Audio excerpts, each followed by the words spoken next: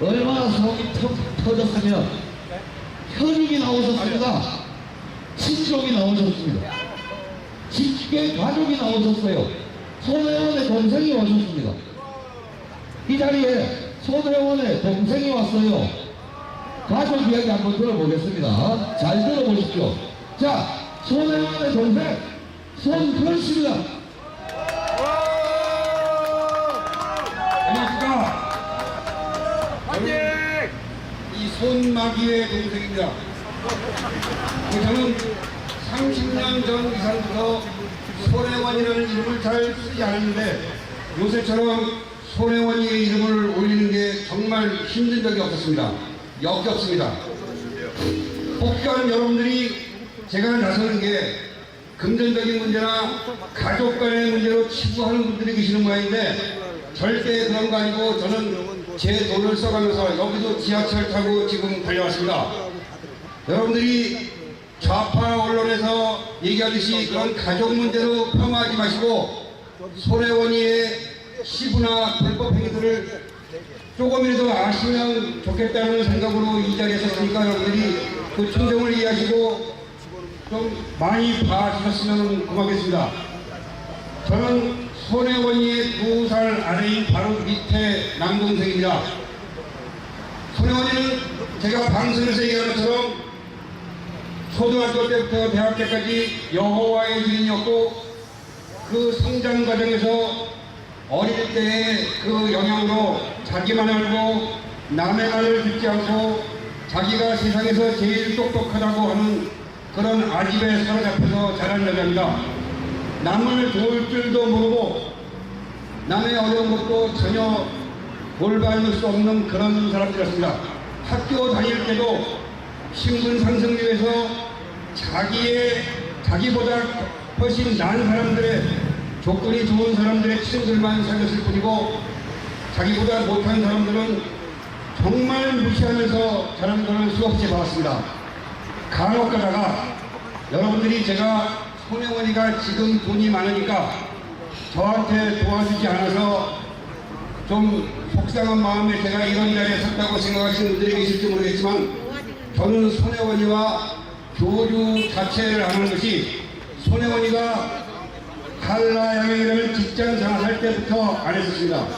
그 당시는 손혜원이가 돈이 있을 때도 아니었고 이렇게 괴물로 물론 변화하고 있을 때도 아니었지만 그 손혜원이의 인간성이나 어릴 때 자라왔었던 환경, 사람들을 무시하는 성격 이런 여러 가지가 싫어서 약 30년 이상 전부터 교류를 안 해왔던 것입니다. 오죽하면 친가족인 제가 이 자리에 섰겠습니까? 다른 분들은 제가 가족의 버림을 받고 가족들은 다 손혜원이의 편을 들고 손혜원이를 옹호하는 발언을 한다고 해서 저를 제 행동을 폄하하는 분들이 계시는데 잘 들어보십시오. 저희 집은 돌아가신 선친과 저만 빼놓고 다 여호와의 증인입니다. 여호와의 증인들은 모든 것을 딱 하나로만 구분하고 있습니다. 여호와의 증인이냐 아니냐. 돌아가신 아버지는 은퇴하시고 경제 능력이 없은 다음부터 저희 집에서 엄청난 핍박을 받으면서 손혜원과 우리 어머니와 같이 한 달에 한두 번씩은 밖으로 쫓겨나시고 며느리 집으로 쫓겨나시고 그 며느리들도 다 여호와이기 때문에 또 다시 쫓겨오시고 하는 것을 근 7, 8년 이상을 그 굴욕을 당하시다가 돌아가셨고 손혜원이는 돌아가시기 5, 6년 전부터 단 한 번도 아버지를 보지 않았습니다. 그랬던 여자가 돌아가신 선친의 명예를 운운하면서 불법으로 독립공자를 신청해서 유일하게 소유통과를 시켰다는 것에 정말 저는 분노를 금할 게 없습니다. 왜냐하면 돌아가신 아버지도 적어도 예전 정권 박근혜 대통령님이 계실 때 정도의 이게 통과됐다면 모든 사람들이 이해를 하고 타당이 있다고 하겠지만 이번 정권에서 통과된 것은 손혜원이의 경력이나 스펙의 한계를 올리기 위한 방편을 지내자기 때문에 이것은 분명히 잘못된 거라고 제가 말씀드리고, 돌아가신 아버지도 이것을 원하지 않으셨을 거라고 확신하고 있습니다. 저는 이 자리에 서고 방송에 나가게 된 이유가 처음에는 단 하나였습니다. 손혜원이는 대학을 다니다가 군대를 간 제 아들에게 저에게 한마디 상의 없이 목포로 내려가서 자기가 돈을 벌고 있는 자개공을 하라고 했습니다. 여러분들 같으면 22살짜리 어린아이가 꿈도 많고 희망도 많고 앞길이 두말리 같은 그런 서울이 고향인 아이가 대학을 포기하고 인생을 포기하고 목포 어느 공방 구석에 앉아서 자개공이 된다는 걸 이해하십니까? 여러분의 가족을 누가 그렇게 만들어 버리고 있다면 여러분들은 가만히 계시십니까?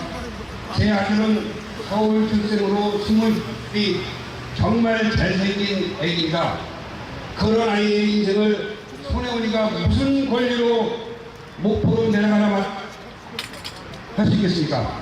아비가 된 제 심정을 조금이라도 이해를 해주시고, 손혜원이의 비리를 지금 하나하나 수없이 앞으로 많은 날들 동안 바뀔 거니까 여러분들이 이거에 관심을 가져주시고, 손혜원이의 악랄하고 본만 아는 그런 실체를 여러분들이 알아주셨으면 좋겠다는 마음으로 이 자리에 선 겁니다. 여기는 마포입니다. 손혜원이 같은 괴물을 만든 건 이 마포 국민들의 죄가 가장 크다고 생각합니다. 물론 그 당시에는 머리에 지금도 마찬가지지만 가발을 쓰고 화장을 하고 명품을 온몸에 두르고 가장한 몸짓으로 여러분들을 속인 거겠지만, 그래도 한 나라의 국회의원들을 선출하는 과정에서 최소한 정확한 팩트를 확인해 주셨어야 되지 않나 생각을 합니다. 제가 이 자리에 쓴 것은 여러분들이 적어도 손혜원의 실체를 알았으면 하는 작은 바람일 뿐입니다. 손혜원이 지금 주민등록을 목포로 옮긴다 합니다. 손혜원이 목포 또 다른 지방의 순천이나 그 이외의 통영이나 이런 데 가서 국비로 10억, 20억씩 빠지면서 문화행사를 벌이고 있는데, 손혜원이가 이 마포를 위해서 한 일이 무엇입니까? 마포 국민들은 절대로 손혜원이를 용서해서는 안 됩니다. 신분 상승의 한 단계로 여러분들을 이용한 것에 불과하고, 다음번에는 마포가 아닌, 내년에는 마포가 아닌 강남병이나 목포로 출마할 것이 확실시 되고 있습니다.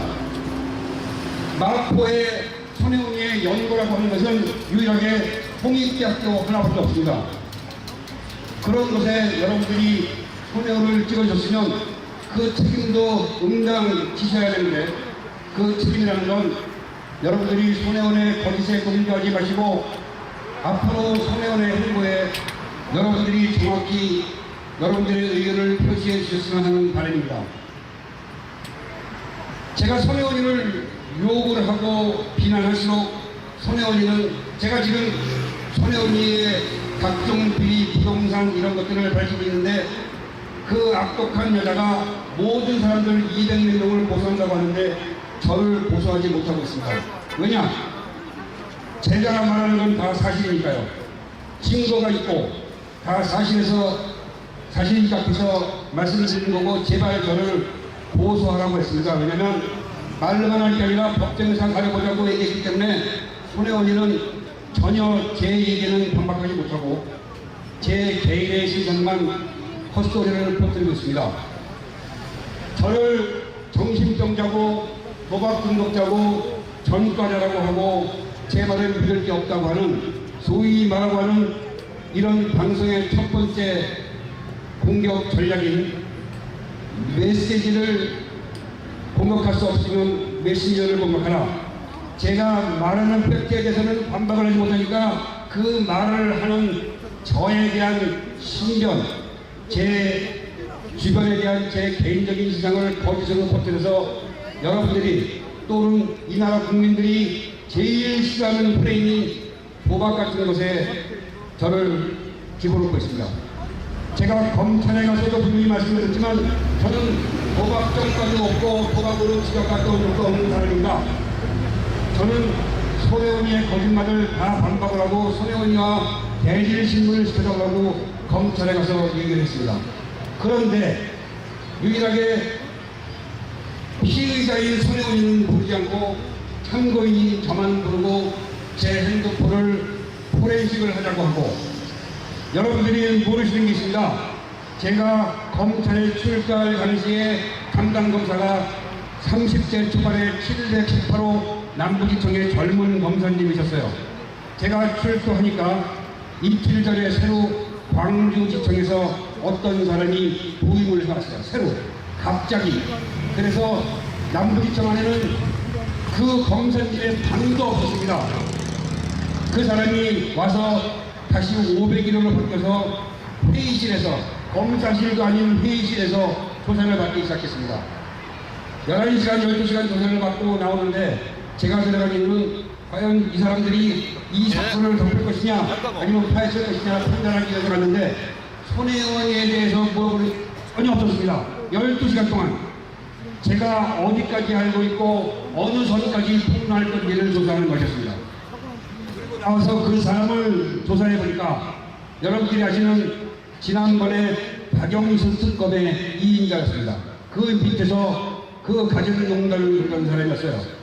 그러니까 이 정권에서 이 사건을 덮으려고 광주지청에 있는 부장검사를 글로 불러들여서 이 사건의 담당자로 만들어버린 겁니다.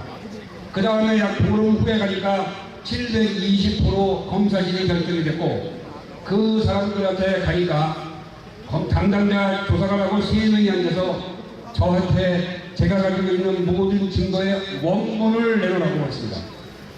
줄 수가 없죠. 그래서 사본을 다 복사해서 줬더니 약 50장 이상 되는 제 그날 받은 조사 기록과 30걸 되는 증거 기록을 저한테 다시 보라고 시키지도 않고 강의도 안 듣고 그 조사 기록에서 누락을 시켜버렸습니다. 그래서 그다음부터는 안 나가고 있습니다. 제가 말하는 건 그대로 쓰겠지만 손혜원이와 대질신문을 시켜달라는 것이었습니다. 물론 손혜원이는 좌파 언론을 통해서 제가 말하는 것을 반박도 못하고 있지만 각종 다른 거짓말로 피하고 있습니다. 검사 앞에서 얘기할 때는 피할 수가 없으니까 당연히 그 자리에 나오지 않겠죠. 지금까지 응하지 않고 있습니다. 여러분들 생각해 보십시오. 제가 말한 게 지금 수십 가지고 밝히지 않는 게 또 수십 가지가 있습니다. 저는 혹시나 이 손혜원이 관련된 사건을 얘기하면서 선의의 피해자가 생길까봐 가능하면 조심하고 있고, 이게 다른 것으로 확산되는 걸 조심하기 때문에 밝히지 않은 것도 더 큰 것도 많지만, 뭐 여러분들이 궁금하시는 3억 9천에 대한 얘기도 저는 알고 있습니다. 그러나 그거를 밝히면 이상한 것으로 이 사건이 오염될 확률이 있기 때문에 아직까지는 밝히지 않고 있습니다. 여러분들은 손혜원이의 정체를 분명 알아야 됩니다. 지난 2년 동안의 손혜원이의 행적에는 손혜원이가 가는 곳에는 모든 비리와 모든 부정과 모두 다 자기 이권이 되어 있습니다. 예를 들어서 하나만 하겠습니다. 이 마포구 앞에, 이 강 건너 마포구 앞에 공영 홈쇼핑이라고 있습니다. 모든 홈쇼핑 중에서 여기만 공공기업입니다. 개인 회사도 아니고 어떤 그룹사에서 하는 그런 홈쇼핑이 아닙니다. 국영기업체입니다. 중소기업에서 관리하고 있는 공공기관으로 지정된 곳입니다. 거기에 작년에 어떤 한 사람이 사장으로 부임을 했습니다. 저는 그 제보를 받고 조사를 해보고 깜짝 놀랐습니다. 그 대표 이름이 최창희라는 사람입니다. 손혜원이 지금 저의 매형과 결혼하기 전 연애했던 관계입니다. 최창희, 홍익대학교 미술대학 시각디자인학과 동문입니다. 나이는 5살 많고 중간에 3년 군대를 갔다 왔기 때문에 졸업을 같이 했던 사람입니다. 저희 집에도 놀러 왔었고, 제가 최창이라는 사람을 이름을 보자마자 얼굴도 인터넷 보니까 그대로더라고요. 나이만 좀 먹었을 뿐이죠. 그런 사람이 거기 사장으로 앉았습니다. 작년에 과연 거기 관할 그 업체를 관할하는 모든 국회에서 특기가 각 손혜원이 관련된, 손혜원이 관장하고 있는 문화본부의 소속입니다. 과연 이게 우연으로 됐을까요? 그 회사의 대표를 뽑을 때 명목상으로 첫 번째 건 조건이 무엇이었냐면 유통이나 홈쇼 등에 관한 해박한 지식과 경험이 풍부할 것이었습니다. 이 사람은 전혀 이런 거에 관심이 없고 경험이 없는 사람입니다. 분명히 손혜원이 시켜서 낙하산 인사를 시키는 겁니다. 이건 저만 그렇게 생각하는 게 아니라 그 회사의 회직자 모임인데 이 최창희 사장이 그 회사에 들어갈 때부터 반대가 심했고 그 이후에도 취임한 다음에도 지금까지 고소를 하고 싸우고 있는 중입니다. 그 회사 직원이 총 340명 정도 되는데 들어가자마자 자기 자신 대표와 이사와 강사와 각종 부장과 각종 팀장들을 88명을 낙하산 인사시켰습니다. 몽땅 다 좌파입니다. 홍익대학교 동문이 반 이상이고 다 좌파 인사들로, 그리고 거기에 납품하는 모든 업체들도 다 자기들 의견에 동조하는 사람들을 채워주고 있습니다. 여러분, 공영 홈쇼핑은 여러분들의 세금으로 운영하는 업체입니다. 이거를 그 사람들이 이런 농담으로 좌우지우지하고 각종 이권과 비리로 얼룩지게 있습니다. 손혜원이의 동선에는 다 부정과 비리와 이런 불안한 면이 있는 것을 여러분들이 알아주셨으면 합니다. 마치 자기들 세상인 것처럼 자기 마음대로 할 수 있는 것처럼 이렇게 하는 세상에 여러분들의 자식이 커가는 것을 놔둘 수 있겠습니까? 만약에 민주당 세력이라든가 손혜원에 동조하는 그 사람들에게 묻겠습니다. 만약에 지금 얘기하는 것처럼 당당하다면 특검에 응하지 않을 이유가 없겠습니까? 당당하게 나와서 자기가 자기 할 말들을 하고 국민들 앞에 심판을 받으면 죄가 없으면 판만 될 것이고 죄가 있으면 처벌을 받으면 될 것인데 왜 이런 특검조차도 못 열게 하는지 모르겠습니다. 다 기가 부린 거죠. 목포에 지금 저희가 계속 조사하고 있는데 밝혀진 것만 차명부동산이 31개입니다. 제 아들 거 2개와 제 둘째 형의 자식인 손소영이라는 내 조카의 이름으로 3개를 비롯해서 돈이 엄청나게 들어가고 있습니다. 간혹가다가 사람들이 왜 목포 같은 곳에 하필이면 투기를 하냐, 강남하지 않느냐라고 얘기하지만 강남에 투기해봤자 20-30%밖에 안 올라갑니다. 목포는 지금 적게는 3배, 많게는 5배, 6배, 7배까지 올라 있습니다. 여러분들이 확인하시면 다 아실 수 있습니다. 이런 그들을 여러분들이 여러분을 세금 써서 월급 주는 사람으로 쓰고 있다는 겁니다. 목포 국민들은 정말 생각을 많이 해주셔야 될 겁니다. 지금 제가 이제 여기 나온 게 처음이고 여러분들한테 마지막으로 손혜원이 어떤 인간이라는 걸 한 가지만 더 밝히고 오늘 첫 번째 말씀을 걸도록 하겠습니다. 여러분들이 잘 아시는 비리의 원상인 그 최순실이가 했었던 그 각종 거기에 그 법인의 모든 돈을 부르다들로부터 충당을 하고 관리하고 비자금을 만들었던 인물이 하나 있습니다. 그 인물 중에 하나가 여러분들이 잘 모르시는 조희숙이라는 인물입니다. 여기도 아마 올 겁니다. 조희숙이가 최순실이가 일을 잘 모르니까 재단을 만들어서 비자금을 만들고 몇 천억에 해당하는 그런 돈을 재벌들로부터 모으고 다 청구했던 여자입니다. 근데 손혜원이가 이거를 이 사람들하고 관계하다 보니까 이 여자는 우연하게 알았어요. 아, 이 여자만 데리고 있으면 돈이 되겠구나 생각을 한 겁니다. 그래서 이 여자가 재판에 서야 됨에도 불구하고 이 여자를 면죄부를 주고 이 여자를 자기 지금까지 국회의원 비서관으로 데리고 있습니다. 조희숙입니다. 목포에 있는 제 아들의 창성장 이름에 공동명이 올라있는 한 명도 이 여자의 딸이고 지금도 여러분들의 국민들이 낸 세금으로 이 여자한테 월급을 주고 있습니다. 과연 왜 그랬을까? 지금 이 여자한테 배워서 재단을 만들었지 않습니까? 재단을 만들고 그 돈을 모집하고 관리하고 비자금으로 변하는 이런 일을 이 조희숙이가 다 하고 있는 겁니다. 국민 여러분들은 모르시는 게 너무 많습니다. 근데 메이저의 언론에 나가면 메이저 언론에서 제가 나가서 이런 얘기를 하면 여러분들이 조금 더 많이 알 수 있음에도 불구하고 메이저 언론들 모든 신문들 다 입 닫고 저를 출연시키지 않겠습니다. 제가 말할 수 있는 언론과 맡기다 보니 이런 고생하시는 여러분들, 유튜브 방송 하시는 분들, 또 문화일보, 요 정도만 저희를 도와주고 계신데, 이런 기회라도 충분히 살려서 하루에 지금 제가 4개, 5개 방송을 하고 있는데, 그분들을 부탁해서 방송을 하고 있습니다. 이분들도 그렇기 때문에 전혀 출연료 같은 거를 받을 생각도 안 하고 오히려 제가 식사 대접하면서 하고 있습니다. 국민 여러분들이 최소한 손혜원에 관한 비리와 이 사람의 행적과 이 사람이 거짓말하는 이 정도까지는 여러분들이 충분히 알아주셨으면 하고 바라고, 여러분들이 많이 우파 언론, 좌파들이야 다 거짓말하고 있으니까 그쪽 방송들을 많이 보시고 관심을 들었으면 하는 바람입니다. 여러분들 다음에 2번째 또 뵙겠습니다.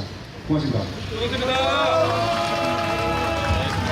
자, 큰 용기가 필요하셨을 겁니다.